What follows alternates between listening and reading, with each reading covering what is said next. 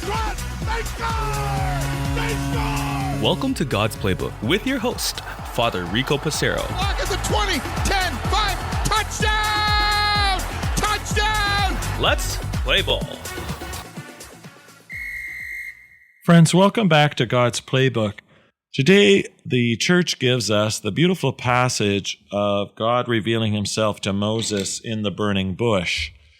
The burning bush is a well-known story in the scriptures in which Moses was first drawn by curiosity of this tree on fire. The bush is actually a tree, by the way. And the reality that he had never thought he would encounter God. What I want us to focus is our encounter with God every time we come to church and the importance of using the church as sacred space. God calls out to Moses and says, "Moses, Moses," and Moses says, "Here I am." God says, "Come no closer, remove the sandals from your feet, for the place on which you are standing is holy ground. I am the God of your father, the God of Abraham, the God of Isaac, the God of Jacob." Moses then hides his face and was afraid to look at God. Friends, when we enter the inside doors of the church, we too should have the same reverence that Moses had, for this is sacred ground. For all those who minister at Mass, the raised sanctuary is also sacred ground, that any time we are to enter, notice that we are to bow to the altar or genuflect to the tabernacle, the priests, the ministers, the altar servers, the cantor, whoever is approaching, is to see that as sacred ground. Now, while we no longer remove our sandals, our shoes from our feet, we still need to recognize it's holy ground. And this is extended to the part of the church which we also represent blessed grounds, where the pews are, where the people of God sit. So again, as soon as we enter the church, our attitude, our demeanor, our reverence should change. It's not a community center, not the local coffee shop for us to visit and catch up with parishioners.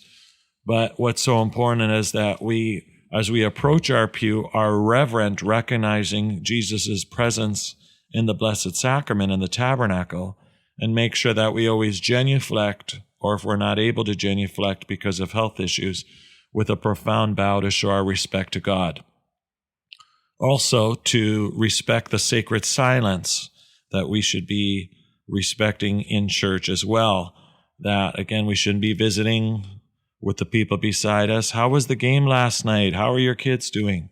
Before Mass, the focus is to get us into a zone, recognizing that we are in the presence of God. And just as Moses bowed his head, we should be bowing our heads in prayer as well.